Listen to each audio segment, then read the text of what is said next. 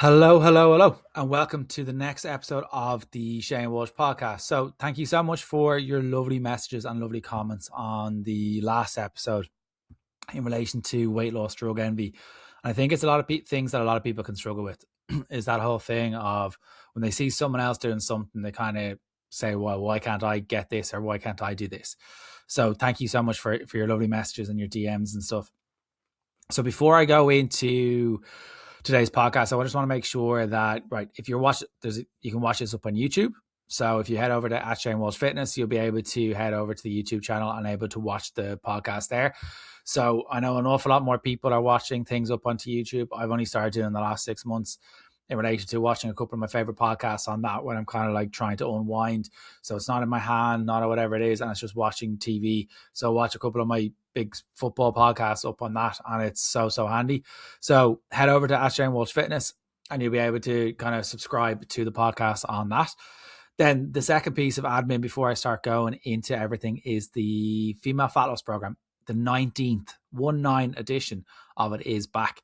It is kicking off on Easter Monday, the 6th of April, 2026. So what is involved? 8 weeks of coaching, tailored nutritional guidance, tailored gym program or home workouts, or if you're doing high rocks or something like that, tailored to you around that. We also have a weekly check-in with yourself, so you'll be able to get tailored feedback, not from any AI robot or any other coach using ChatGPT, because that's what a lot of coaches are doing right now.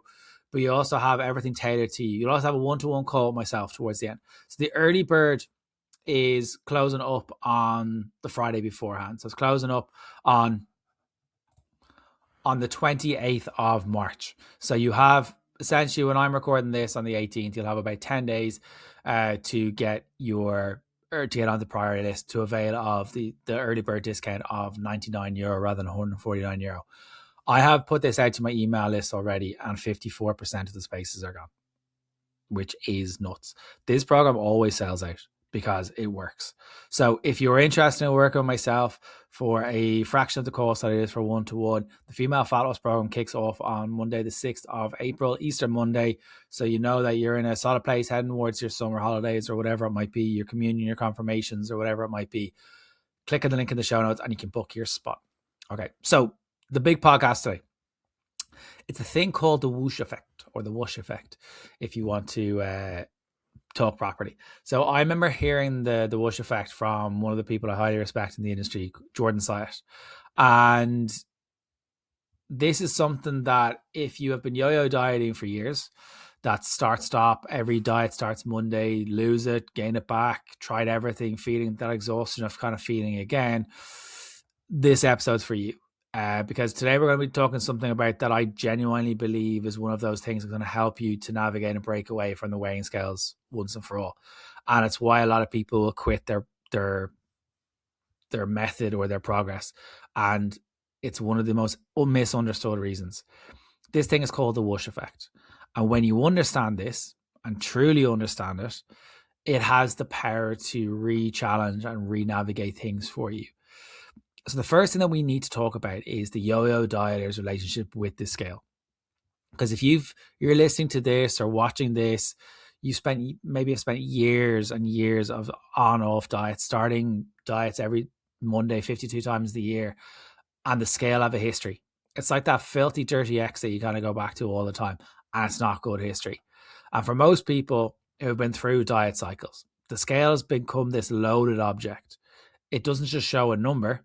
It triggers a feeling, a verdict. It tells you whether you've been good or bad, whether we counted or it didn't, whether you deserve to feel good about yourself or it didn't, or you don't. And you've learned that from diet clubs, you've learned that from slimming clubs, you've learned that from family, you've learned that from your parents, you've learned that from your grandparents. You may have been brought to a slimming club at the age of, I've heard the youngest I've heard is 9. And that's no fault to anyone who brought you there, but it's bananas. And it's scary. And the whole diet industry has kind of gone from losing weight. Now, people were talking about body acceptance and body acceptance and body positivity. And it seems to have gone back to the extreme dieting methods with the likes of skinny talk, etc. So I want to say this very, very clearly. That relationship with the weighing scales is not your fault. The diet industry has spent years and decades teaching you how to use the scales as a report card, to tie your worth to it, your effort to it, your entire sense of well-being for a single number. If you think of the movie Bridget Jones' Diary, she stood on that scales and was classified as overweight, and she was 9 stone 9. And she was classified as overweight. If you think of it even further with Kate Moss, nothing tastes as good as skinny feels. So your reality has been set for you when it isn't a reality. The scales are so far less reliable than we've actually led to believe. And this tends to what happened for Yo-Yo Diary specifically. You start a new plan on a Monday, you're motivated, your first week is great, you see a drop in the scale, sometimes a big one. It feels like it's working, everything's ticking along, you're excited, you're buzzing, you're taking on the world. Then week 2 or week 3 comes along, the scales slow down. Maybe it stops entirely. You're still doing everything right, but the number just sits there. And that old familiar voice kind of sets back in, that one that says, here we go again. This isn't working for me. My body is broken. My metabolism is broken. It must be cortisol. It must be my hormones. What's the point? So you stop.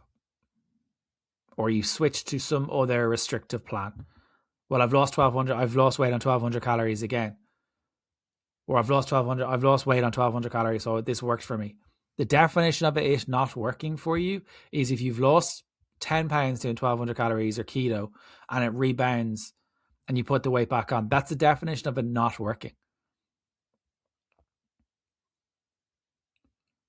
Or you start to say to yourself, or you give yourself a free weekend that turns into a free month and the cycle continues because you're in that shame cycle of, why can't I get my shit together?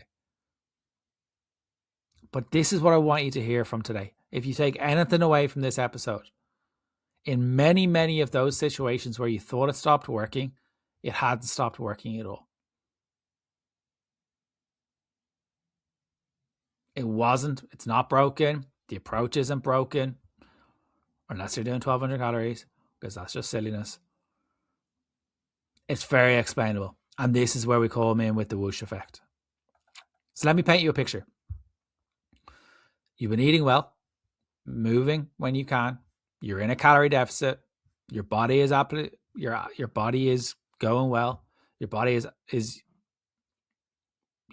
losing weight. Scales are going down, and then all of a sudden the scales stop moving, barely moving. Something is moving, not at all. And then one morning, something out of nowhere, you wake up, step on the scale, and you're down 2, 3, 4, 5 pounds compared to yesterday. You've done nothing different. Nothing dramatic happened. You didn't react. You didn't do anything special, but overnight, whoosh, the number drops. That is essentially the whoosh effect. And the reason it happens is genuinely what I'm going to talk to you about now. So the science nerdy part, when your body starts to break down fat cells for energy, those fat cells don't instantly vanish. It's not like my hairline. What actually happens is the fat inside the cell, the lipid content, gets burned for fuel, but the cell itself, it doesn't disappear straight away. Instead, it temporarily fills up with water. And this is sometimes described in research as the squishy fat cells. The fat has gone, but the cell is now holding on to a little bit of water or a little bit of fluid. Essentially a water balloon where the fat used to be. So from the outside, very little looks different. You might feel slightly different. Sometimes people notice the skin feels a little bit more bloated, a little bit softer, a little bit puffier, but the scales is not reflecting what their actual fat loss is taking place because there's a little bit of residual water in there. And when your body releases that water, which it always does, the scale drops sharply, often overnight. And it can feel like this magic. But it's not magic, it's biology, it's science. And to quote Anchorman, it's science, it's boring, but it's my life. The problem is for the yo-yo dieter, that plateau between the fat loss and the whoosh effect is where most people have historically quit. But nothing not because nothing was happening, but because they didn't know that this was a thing through no fault of their own, because they haven't been taught. You've just gone into a Slimming Club, and Slimming World Mary has told you you're a useless piece of shit, or has applauded you when the scales has gone down, and no wonder your validation is accepted to it. That's essentially what it is in a blunt way, and that's caffeine is starting to hit me. So why does it happen? So I know that you've been, maybe if you're listening to this, you've been on this merry-go-round, this dieting merry-go-round for years.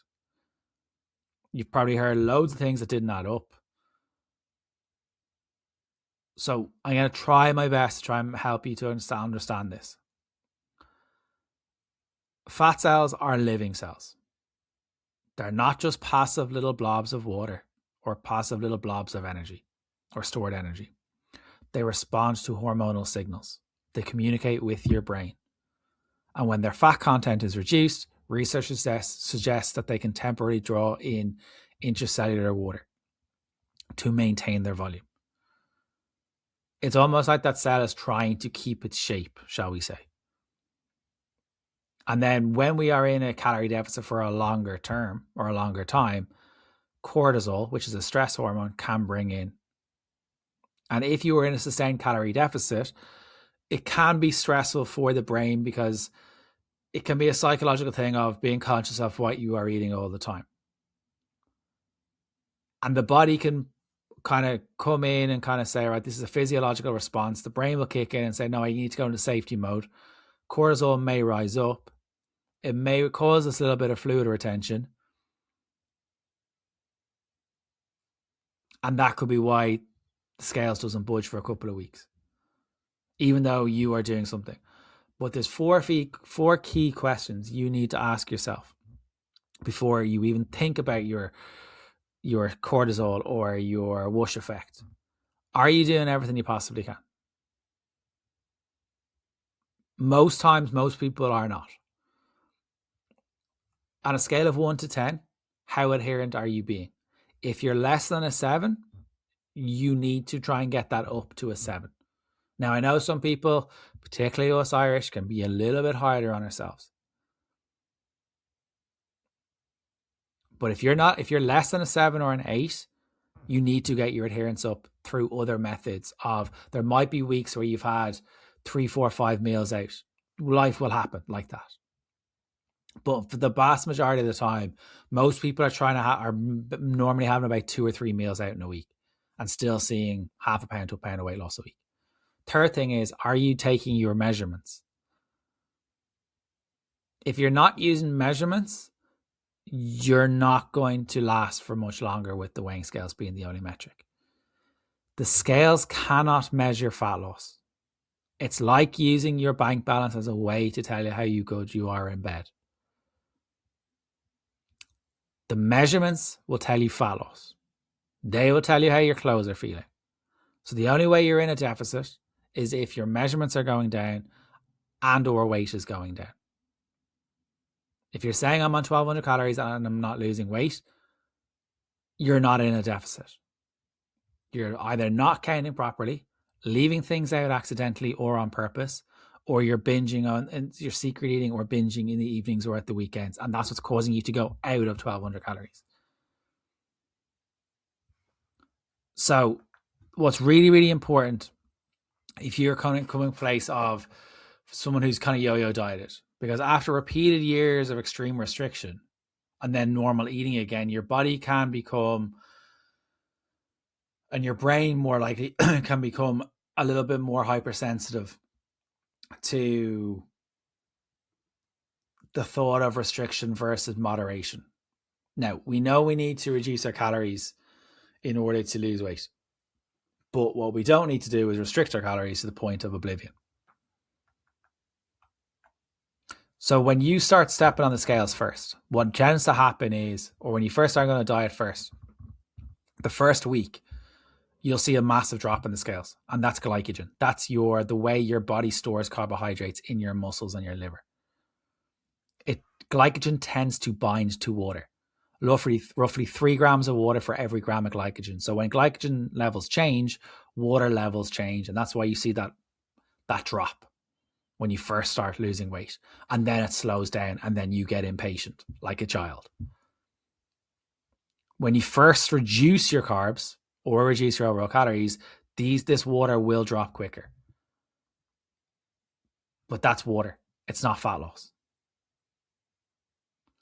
And then over time, the glycogen tends to stable at new lower levels.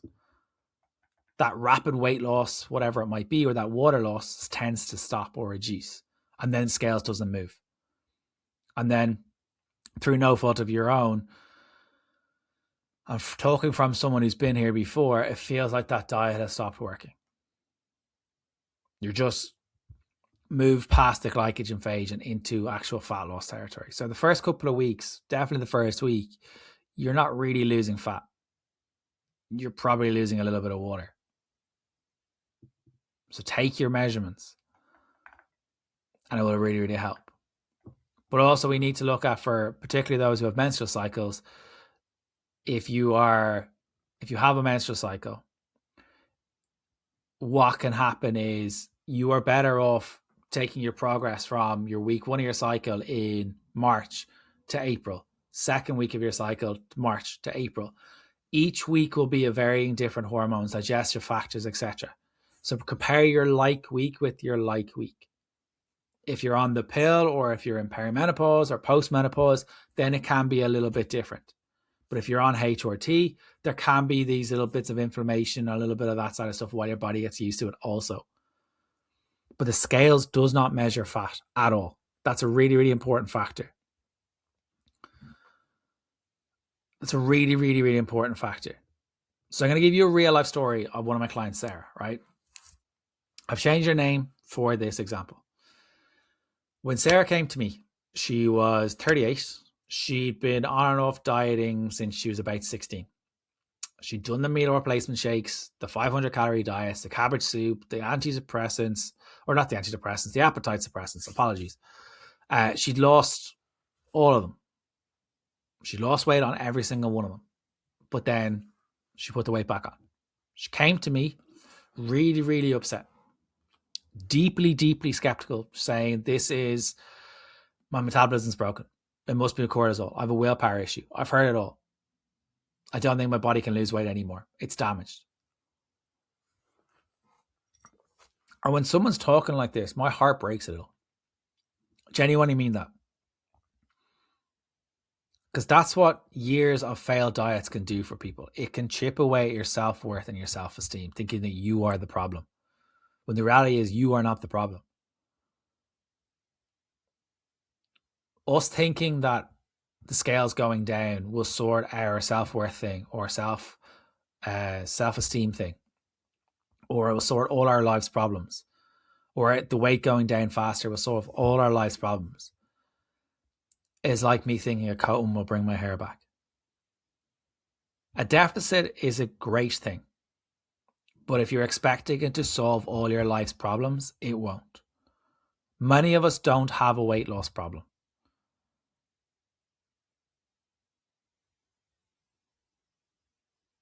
We don't. We have other things going on in our life: self-worth, self-esteem, body image, emotional dysregulation. They're the things that people do not want to work on because they're not sexy. They're fucking hard. But when I talk about Sarah now, we started slow. No dramatic changes, moderate calorie deficit, 300 to 500 calories, nothing aggressive. Whole foods majority of the time, protein 3-4 times a day. Steps was pretty high because she was a nurse. And she was focusing on that for the first little while. We weren't trying to revolutionize the wheel. Week 1, lost a few pounds. Mostly water weight, as I've kind of said, due to a little bit of reduction in what she'd had, etc., which she was delighted with. Week 2, another drop. So she was 4 pounds down in week 2. Week 3, nothing. The scales did not move, not even half a pound. So she was 4 pounds down in 3 weeks and still unhappy. She messaged me on a Thursday. I still remember this message. And I could feel where this message was kind of coming from. Sure, I knew this would happen. My body always does this. It works for 2 weeks and it then just stops. What's the point? I asked her a few questions. How was her sleep? Broken. Her daughter had been sick. How was her stress? High. She was behind at work and wasn't getting proper breaks because as a nurse, she was always on her feet and running around. On a level of 1 to 10, how adherent had she been? And she's probably said about a 5 or a 6. Sometimes great, sometimes not great. And then I explained this Whoosh Effect to her. I told her that the scales not moving did not mean fat loss. Had stopped. I walked her through what was likely happening. I said, look at your measurements. Your measurements are still going down. That stress that you're having right now could be holding on to a little bit of water weight. And I told her, let's just keep going as we are for another week. I didn't say trust the process. I said, let's weigh in 3 times a week while taking our measurements and making sure that we're around a 7 or an 8 out of 10 on your adherence levels. And we'll take your weigh-ins as a weekly average. So we weighed in on a Tuesday, we weighed in on a Thursday, and we weighed in on a Saturday. Because if you're only doing it once a week, it's about as useful as a knitted condom. You're putting too much pressure on yourself to get it right. So she agreed. She agreed to what we were trying to do. Week 4, still quiet on the scales. Daily numbers kind of fluctuating a little bit. So she's still 4 pounds down in 4 weeks. A pound down on average a week is pretty decent, which is great. She was finding this tough. She was finding this hard to kind of break through, but the measurements were still going down. I think she'd lost 9 centimeters in the 4 weeks. To put that into comparison, it's a little bit over the diameter of an apple. I reminded her, this is not nothing. This is how sustainable fat loss works. But she didn't want to hear it. And I don't blame her for not wanting to hear it. But I have to say these things. Week 5, her daughter was much better, back at school. Sleep was great. Work had calmed down. Quieter weekend. Reduction in kind of takeaways. And then she stepped on the scales on the morning, I think it was the Monday morning, she stepped on the scale. She was down 3.8 pounds down from the previous weekend. Did nothing different other than sleep better. Stress was down. Stress was down. And she just made sure she was a little bit more adherent. So in the space of 5 weeks, 6 weeks, she was down about 6 or 7 pounds, but it was stuck for 2 weeks. We didn't change anything. Sleep had improved. Measurements still going down. Scales now showing what her efforts were putting in. She told me shortly after that day, that experiment that we did needed to happen. Because that first time ever, that stall didn't tell her that it was a failure. It told her that this was something that she needed to do and get through. Sarah's still a client of mine. Sarah's been working with me for about 2.5 years. And we've had more plateaus. She's down about 44 pounds in that 2.5 years. And maintained it. There's been times we go on a diet for 12 to 16 weeks and we pause for about 2 or 3 weeks because she knows she has a holiday or something coming up. Every now and then when her sleep goes off, the scales will kind of chip at her brain and kind of say, look, Shane, I know this logically. And that thing never goes away, but it's how heightened it is and how heightened the response it is. The biggest thing for her was sleep, stress, and just doing what you could. We created a method for her to be sustainable. For yo-yo dieters specifically, if you're eating consistently, the rest will look after itself. If you're eating sporadically, skipping meals, etc.,